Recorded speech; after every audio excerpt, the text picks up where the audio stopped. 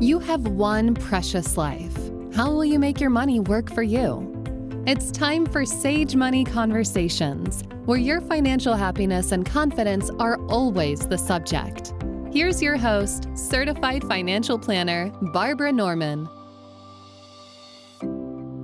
Hello and welcome to Sage Money Conversations. I'm your host, Barbara Norman.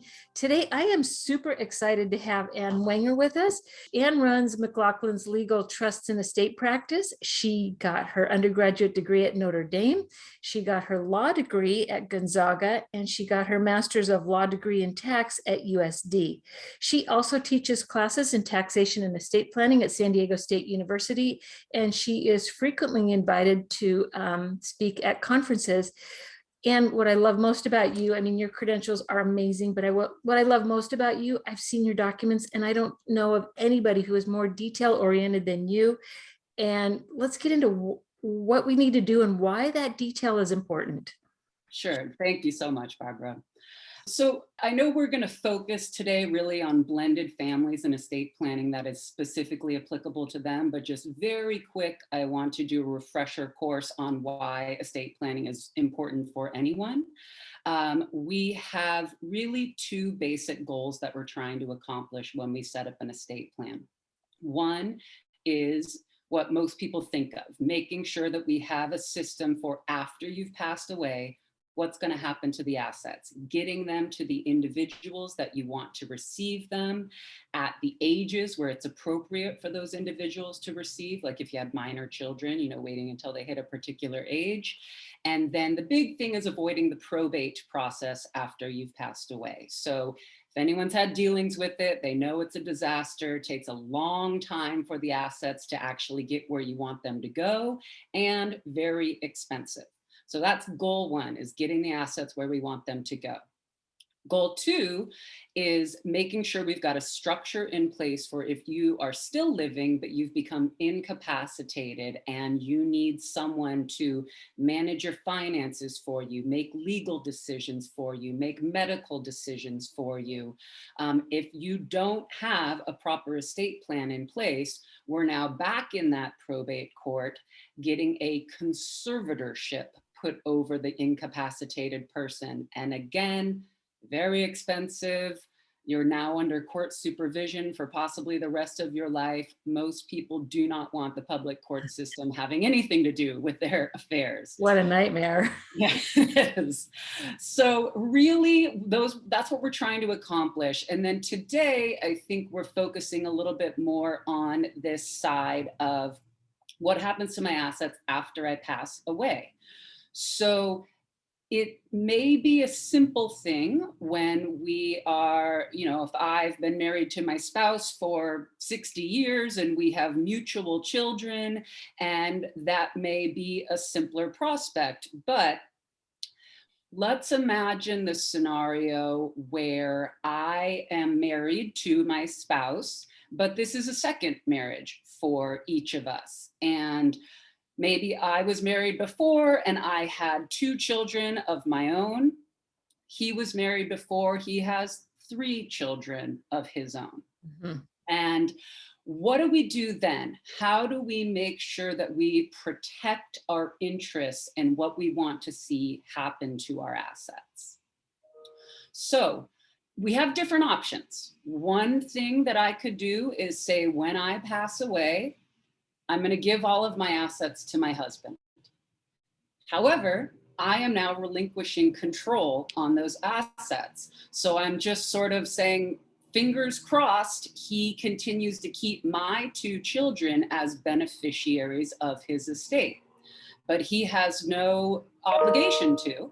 So he may very well, after I pass away, disinherit my 2 children, and all of the assets go to his kids. And I can tell you, I've seen this happen over and over again. And even I was telling you, Barbara, that just a couple days ago, I had someone call me and say this exact thing happened, that her father had just recently passed away. He was on a second marriage and he transferred all of his assets to this new wife. So his daughter is asking me, what can I do? How can I challenge this? And the bottom line is, if that's what the estate plan said, that when I die, all my assets go to my spouse, you're kind of out of luck. I mean, so she was telling me about how the house that they lived in that went to this new wife, he built with his own hands. And, it had a very special family feeling for them. But if you don't set up your estate plan in such a way that will try to preserve some of those assets for your kids, there's really not a lot they can do. That is so sad. So let me ask you this, Anne, because I know a lot of people going into second marriages, they love the person and they want to make sure that that person is taken care of when they're gone. But so the question then is, what are the tools that we use to make sure that my new spouse is taken care of, but that lovely home goes back to the children? Exactly. So there is one of the tools that we can use is what's called either an A-B split within a trust or a Qtip trust split. And so I won't get too much into the weeds of what each of those things specifically means, but the concepts are that in my example, if my trust says that when I pass away, rather than all of my assets going to my husband, my trust says that all of my assets will be held in a trust for the benefit of my husband. So they get put into a trust, and then we dictate the terms of this trust for the benefit of my husband. So we can say, give him all of the income that's generated out of that trust every year. We can dictate certain circumstances where he would have the ability to access the principal of that trust. So typically this would be things like if he needed health care or if he, needed help with maintaining and supporting himself, then yes, under those circumstances, we'd like him to get into that trust and be able to access funds, because I don't want to leave my spouse destitute and give all of my money to my children immediately upon my death. So the benefit of this is that because I put them in this trust, rather than give them directly to him, I still maintain the control over where those assets go when my husband passes away. Let me ask you this, Anne, because I'm sitting here thinking, okay, so here's this money, it's in a trust. Who manages that? Does the daughter manage that? Does the spouse manage that? Like, how does that get reconciled, and how do people keep track of that and still stay friends? Sure.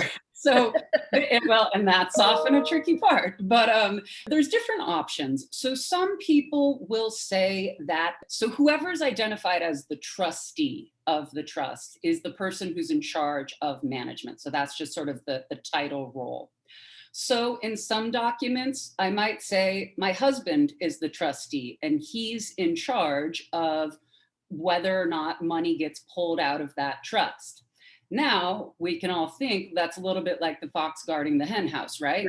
That he gets to pick when that money comes out and he's the one who receives it. So one of the ways that is sort of, we balance against that, and which is in fact required by law, is that there is a requirement of an annual accounting that is presented to, in my example, my children at the end of every year that shows, here's what was in the trust at the beginning, here's when money was pulled out, and here's what's left in the trust at the end of the year. Now, you may think to yourself, well, if I'm not getting that report until the end of the year and he pulled out $2 million back in February, what do I do now? Because he needed an island for healthcare. Exactly. So one of the things that people will also do is this role of trustee, who's in charge of deciding when money gets pulled out, could be both my husband and one of my kids. That way there's sort of two levels of supervision on how this money is being pulled from the trust and used for his benefit. So does it take 2 signatures on each check or 2 signatures on each bill? Depends on how you structure it. As you know, when you talk to any lawyer, the answer is it depends. But you can set it up either way. You can say that dual signatures are going to be required on all of these accounts. Or if you want the oversight, but you don't want it so locked up that there's two signatures required every time, you can say that either one of the trustees can sign on behalf.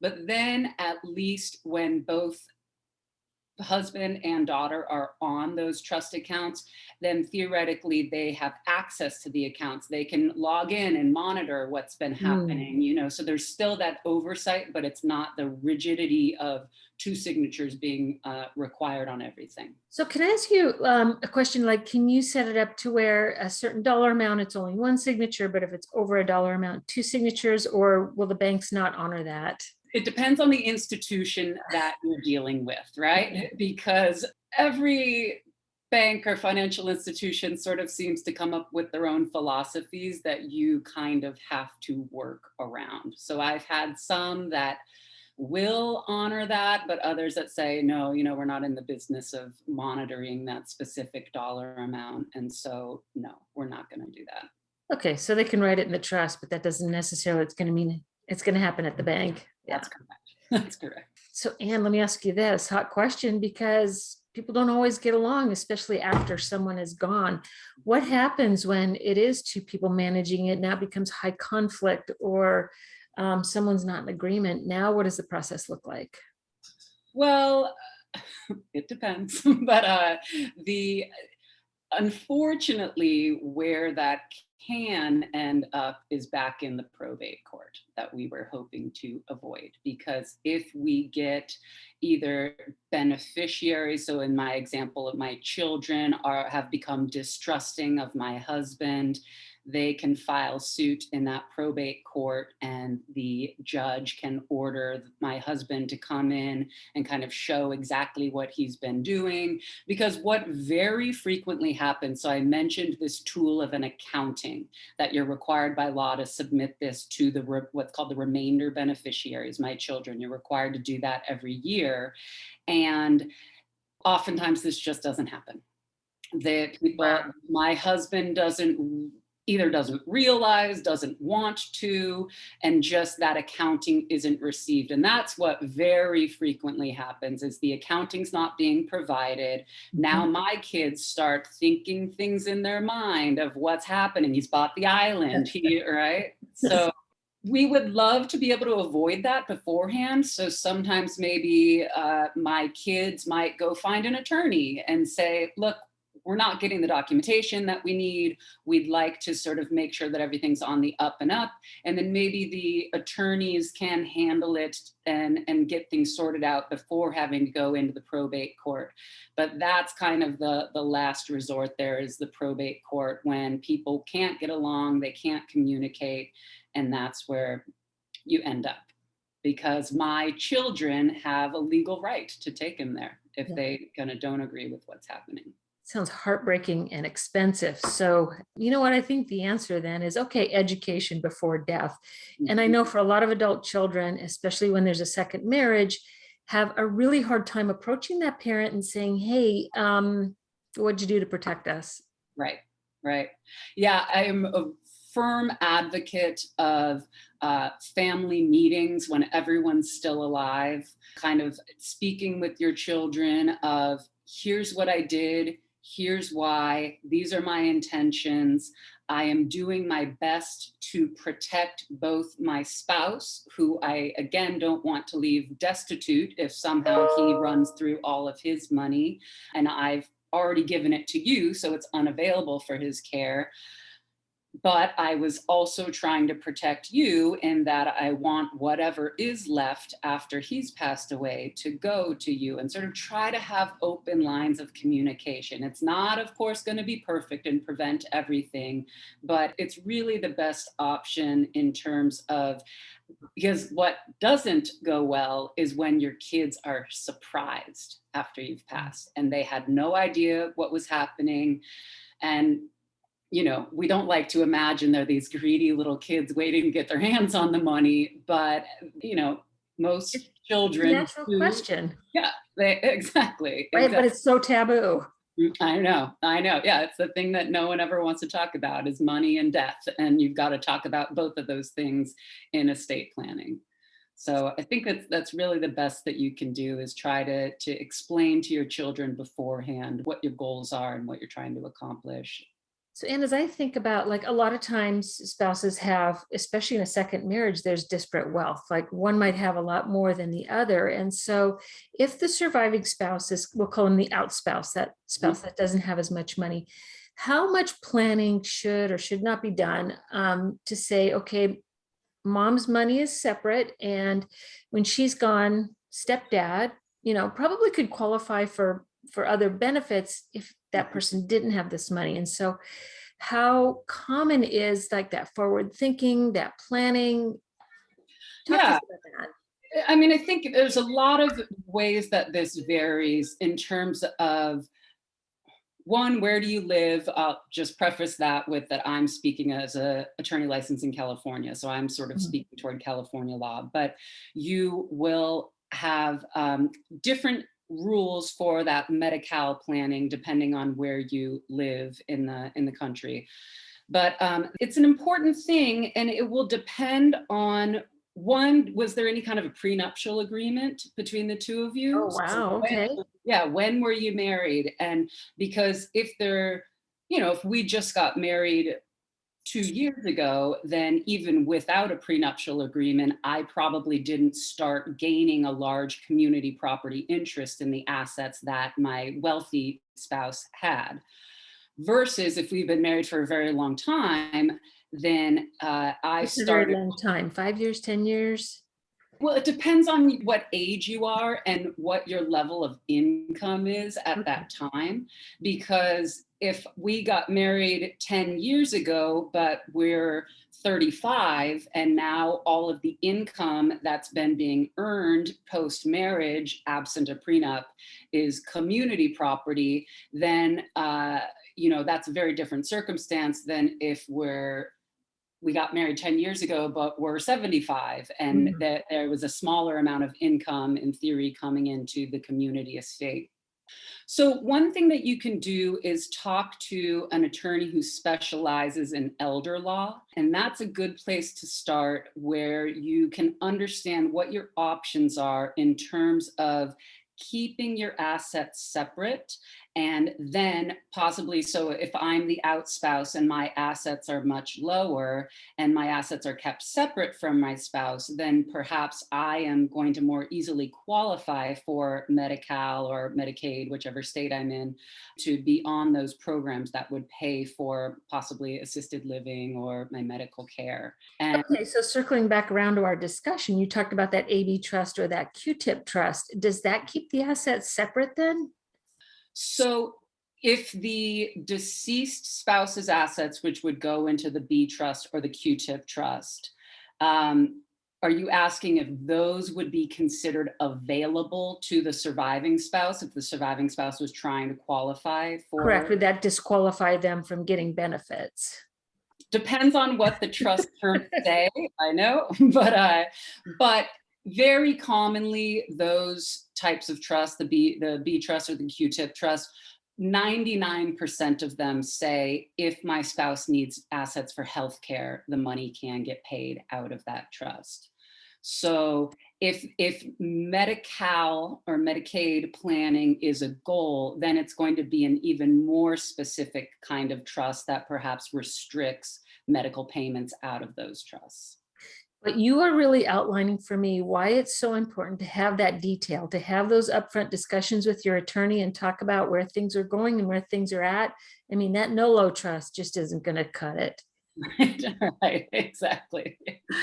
Okay, so this is death. We got the AB trust, maybe a prenup involved. What are some of the other important things that we need to have at death?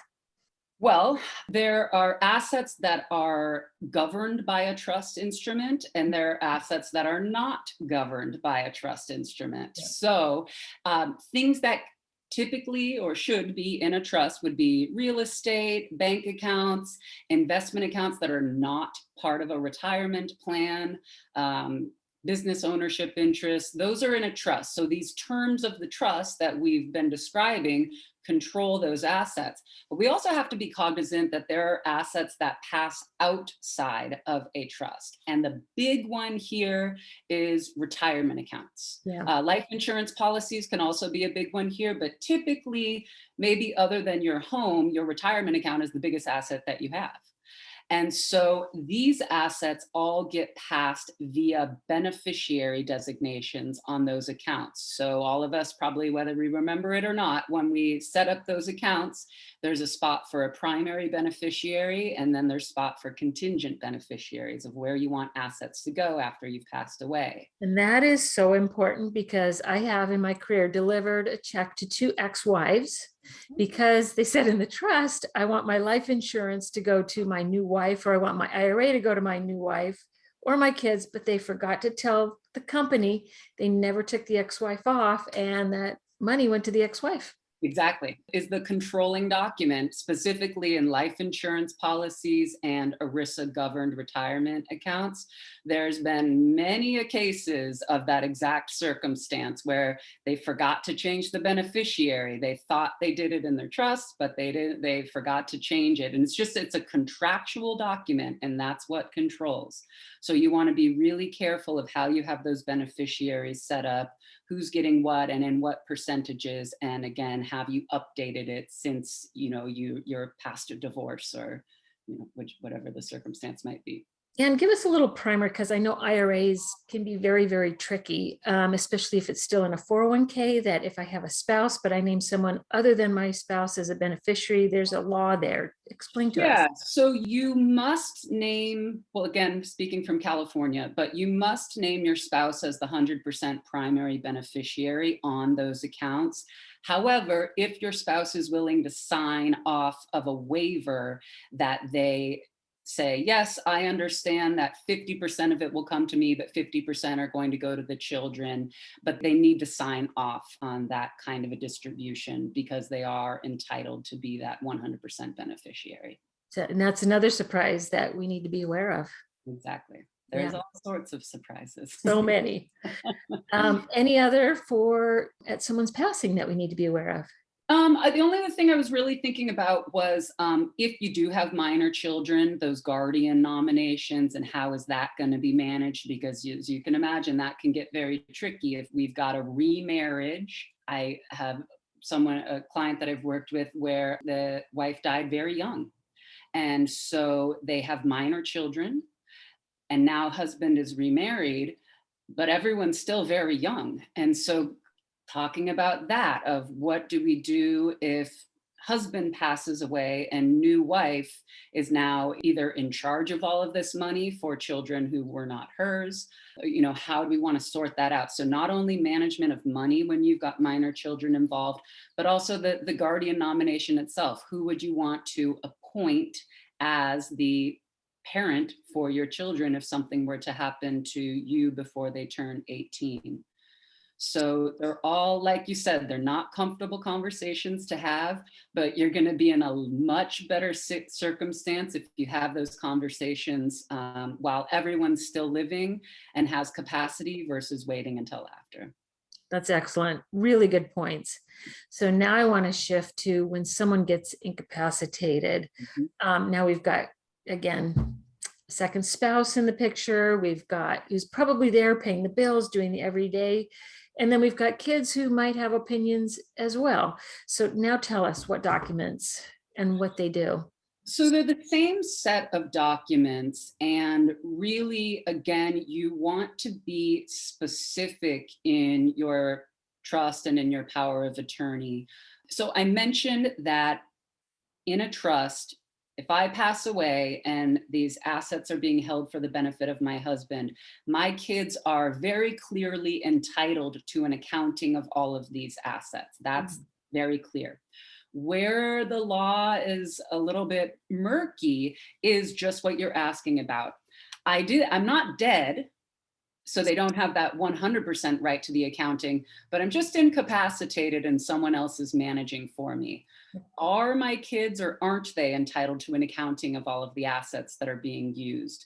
So you want to be very clear in your documents to say, absolutely, if I'm incapacitated, I want my children or my grandchildren, whoever it might be, to receive an accounting of what's going on with my assets. Or in the trust, say, even if I've not passed away, but I'm incapacitated, I want my children to be provided with this annual accounting. And so, yeah, in terms of managing assets, if you're incapacitated, again, I mentioned that the managerial role when it comes to a trust is the trustee. So again, the trust only governs certain kinds of assets. Real estate, bank accounts, non-retirement investment are the general big ones. If I'm incapacitated and now the assets are the retirement accounts, the life insurance policies, now we're looking at who was named in my power of attorney document. That is the person who has the ability to access and manage those assets that are outside of a trust on my behalf. So again, making sure that you have the appropriate people nominated in that document. Is it just my spouse? Is it my spouse in conjunction with my child, like we mentioned before in the context of the trust? I can't imagine if I put one of my kids on for the benefit of to manage money for my spouse. I can't imagine how that would go. Right, exactly. But again, every circumstance is very different. I mean, maybe new spouse has been a part of your kids' lives for 35 years and they think of them just as a second, a third parent. Yeah. Every circumstance is so different. So you really want to get in with your attorney and kind of, you've got to lay it all out there and say, here's what the relationships are like, and here's where where I could see problems arising and things like that, so that your estate plan can really be tailored to your desires, as well as protecting these kids or spouses or whomever after you've passed away. I like the idea of the B-tip or the Q-tip trap because it does take care of the spouse, but then reverts back to the kids. Yeah. Any other documents like that we should be thinking about? Outside of those kinds of trusts, I mean, you could have some kind of a separate, completely irrevocable trust that wasn't a B or a Q-tip.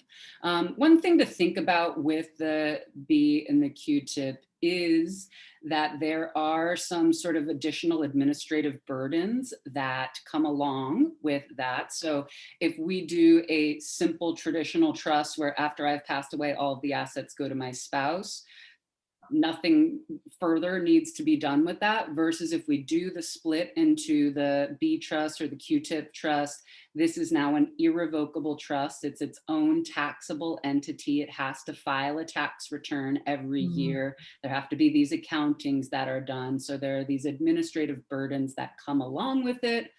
And so that's what you have to weigh, is the burden and the financial cost as well that goes into keeping these assets separate. Is that worth it, rather than to combine all the assets in one pot? So a lot of different concerns that you need to weigh when you're looking at things. As I'm listening to you, I'm also thinking, well, what about a yours, mine, and our trust? 3 trusts. I mean, or is that just kind of a ridiculous thought? It depends. No.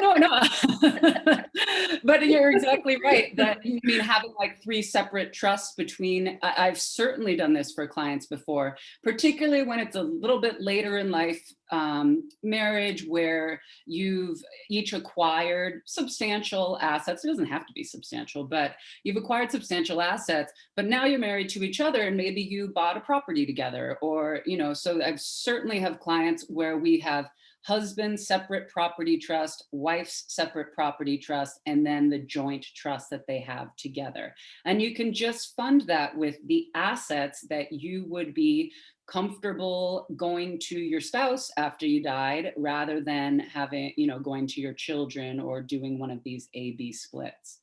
So there's so many different options when it comes to this. And it really just, you've got to sort of nail down, what are your goals? What are you trying to accomplish? And then your attorney can help you to figure out what's going to be the most efficient way to accomplish those goals. And I hope more people think about trusts in that way, because it's not just about slap the house in a trust and go. It's really all of the eventualities, all of the finances, all of the relationships. Yep. Exactly, exactly. And it's the best way for you to really get on paper, and obviously, nothing's ever perfect, but to get on paper, this is what I want to see happen, rather than it just being kind of left up in the air of, well, we hope everyone is nice to each other and makes good decisions, because we all know how that goes. Right? Yeah, yeah. Oh, wow. So if someone is heading into a second relationship, what would be your advice to them today? My advice to them would be, one, consider a prenup. I mean, that's more of a family law attorney question, but I think that's always a good decision to consider a prenup when you're getting into a second relationship. And then really, we all know when we're in new relationships, we just think, well, this is perfect and it's going to last forever, right? And no problem, we'll combine our assets together and that'll be great. And you really have to think hard about that. And especially if you have kids from prior relationship, I think that what makes the most sense is really what we just spoke about, which is keeping a separate property trust that's going to sort of have a clear demarcation from what did you own prior to marriage versus what did you own after marriage. And then there are complications that get into that as well. But I think that makes a lot of sense to have, here's my trust, here's your trust, and then some clients don't even have an ours trust. They probably have a joint bank account together, but they just keep everything separate. And maybe 50% of the house is owned in my trust and 50% of the house is owned in your trust. And then we can decide within our own trust what we want to see happen to those assets after we've passed. So maybe rather than it being a joint trust that splits into an AB or a Qtip, it's just my separate property trust. And then that trust says when I die, if my husband's still living, he's got the right to live in that house for the rest of his days, or, he can use some of my assets. But so I think that makes the most sense. Maybe that's coming at it from, I don't want to say cynical, but I've just seen throughout my practice so many people that I drafted their plans and now it's coming around on the 5 years, the 10 years after that, and they're calling me saying they're getting a divorce, and so you just want to always, you have to be looking out for your best interest, the best interest of your kids, and then also this idea of caring for your spouse after you've passed away. It's a balancing act of all of those things. It is.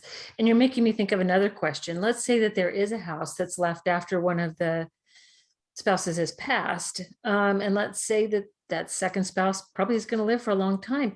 How is it handled that, like if it needs a new roof, the maintenance, So it gets very tricky. And again, you want to try to be as clear as you can within that trust document to say, maybe if the expenses are below X dollar amount, then the spouse who's still living there is responsible for paying it. But if it's some kind of a capital improvement, like a new roof, then the expenses will be split between the person who's living there.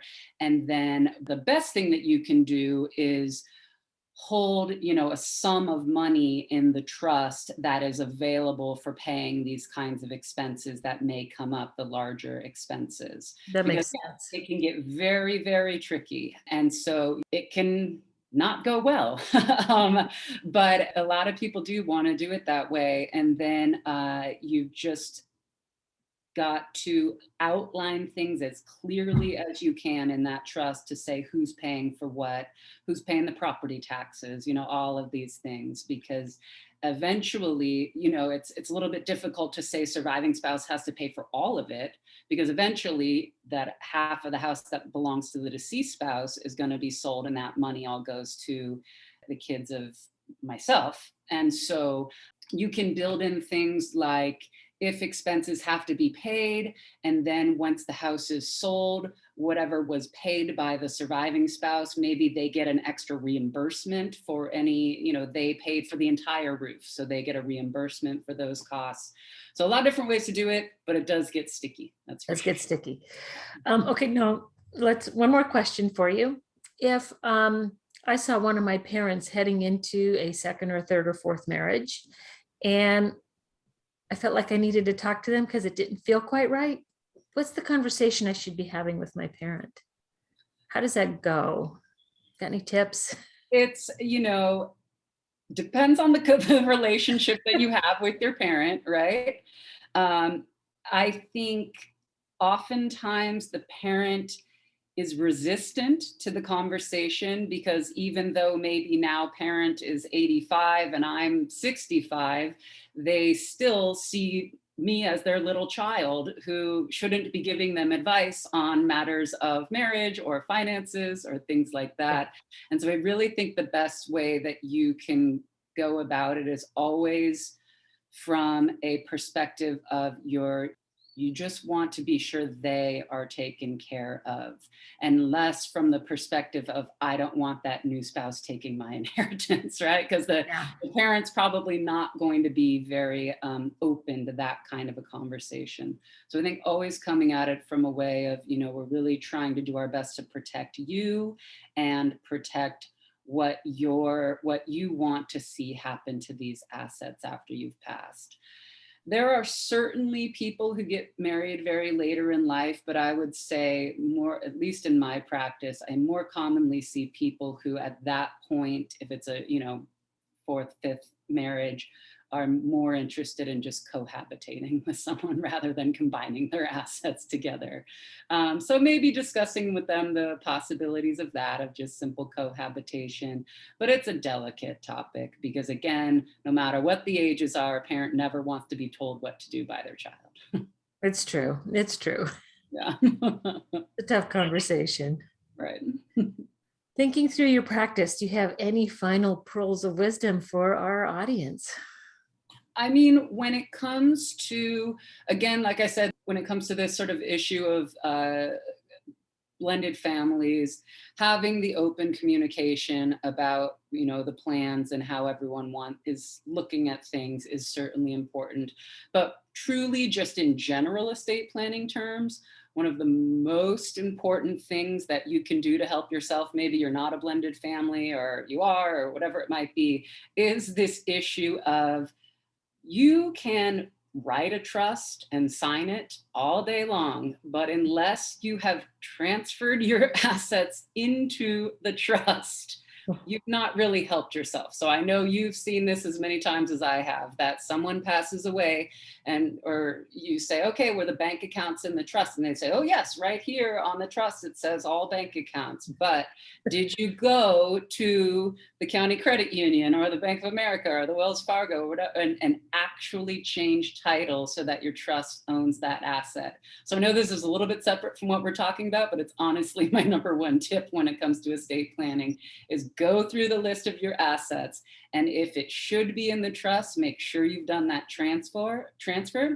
And if it's the kind of asset that can't be in a trust, make sure you've listed those beneficiary designations that we talked about a bit ago, so that these assets are, if they're in the trust, they're going to go to your beneficiaries and avoid probate. If they're not in the trust, but they have beneficiary designations on file, they're going to go to those people and avoid probate. And that is honestly my biggest tip that I have. Well, and you know what? That is such a good one, Anne, because I've heard people say again and again, no, I don't need to put my bank account in the trust. It's not that much money. And I have a client going through it right now. The bank account was not in the trust, and now he's got to go to an attorney and get a small estate affidavit. Right. Right. And the on the flip side, or sort of same side of that coin, I guess, would be because a lot of people, same thing, they say, oh, it doesn't need to go in the trust. It's one thing, remember, we always have those two goals. What happens after I pass away? So, avoiding probate. But the other is, what if I'm still alive and I'm incapacitated? And if an account is in the name of the trust and I become incapacitated, it's fairly seamless for the successor trustee to go into the bank with the paperwork and say, this person's incapacitated, I'm now the trustee, give me access so I can pay their bills. I know you've seen this as well. When an account is not in the trust, in theory, the person named in the power of attorney document should be able to go into the bank and say, I've got power of attorney over this person who's incapacitated, give me access to the account. probably 7 out of 10 times that bank will say, this was signed more than 2 years ago. We're not going to take it. And now where are you? Like, you technically, yes, you could go into the probate court to try to have them honor this power of attorney. But again, we don't want to be there. So you're so much better protecting yourself by putting your assets in the trust, because if you become incapacitated, that successor trustee can manage for you much easier than if it's not in the trust and you're trying to do it with the power of attorney. That's so true, Anne. And I think about people who are always trying to get around the system. Well, no problem. I'm just going to put my daughter on my bank account. She's my sole heir. Or I won't go to probate because I'm going to make this a transfer on death or a payable on death account. Go ahead, Anne. Yeah, no, exactly. So that's what happens, is that if you just pay on death, transfer on death, great. But what about if you're incapacitated? Yep. You're in trouble. And then another thing that people do, which maybe I think you were referring to, is, and let me just specify, in trouble because they don't have that power of attorney. They only have, even if they do have death, not during no control over lifetime, right? Correct. And even if you do have a power of attorney, that's what I was referencing before, is that I may have a perfectly valid power of attorney, but I walk into the bank and they say, we're not going to take this. And there's no legal answer for that, but that's the reality of what happens. And so the other mishap that people do is they say, oh, well, I'm just going to add my daughter to my account. But I also have 3 other children. And what they don't realize is that while I'm adding that person to the account and I die, that daughter now owns that account. So she maybe is kind and splits the money with her 3 other siblings, but maybe not. Maybe she just takes it all for herself, and she certainly doesn't have to. And then we won't get into all of it, but even if she does give the money to her siblings, now we have possible gift tax ramifications for my daughter. So there's a lot of ways that people try to kind of get around doing sort of an official estate plan. And it can, maybe sometimes it works, but maybe sometimes you're really getting yourself in a situation that you didn't realize you were going to be in when you were taking those moves. Yeah. So how often should we get our estate planning documents reviewed? You know, I'm not going to say it depends, but if there's some big major life change, yes, of course, you should do that.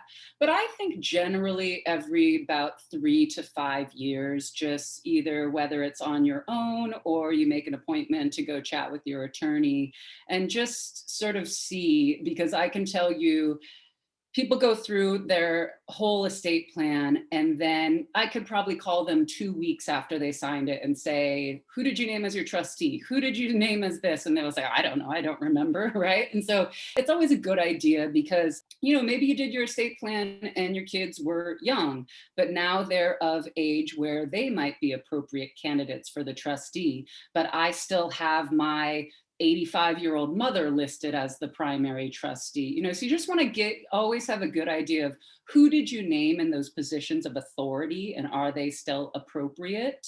And then also, how do you have your assets set to distribute after you pass away? And is that still appropriate? Yeah.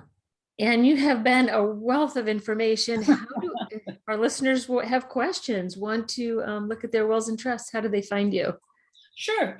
You can just Google, the firm is McLaughlin Legal. And so you can just or Google me, Anne, A-N-N-E, Wenger, W-E-N-G-E-R, and I'll come up on there and you can easily find my email address or my phone number, and happy to help or answer any questions you might have. So I know, and circling back around, and I love you because the way you do your estate planning documents, you pay such close attention to detail, and we can see now why that's so important. So thank you very much. I appreciate it. Yeah. Thank you for listening to Sage Money Conversations. We love our listeners. If you like this, please subscribe, and we look forward to our next week's show. Thank you. Advisory services are offered through Barbara J. Norman, LLC, an investment advisor in the states of California and Texas. The information contained herein should in no way be construed or interpreted as a solicitation to sell, nor an offer to sell advisory services to any residents of any state other than the state of California, or where otherwise legally permitted. All content is for information purposes only. It is not intended to provide any tax or legal advice or provide the basis for any financial decisions. The information contained in this material has been derived from sources believed to be reliable, but is not guaranteed as to accuracy and completeness and does not purport to be complete analysis of the materials discussed. The opinions expressed do not necessarily reflect those of SagePath Solutions and are subject to change without notice.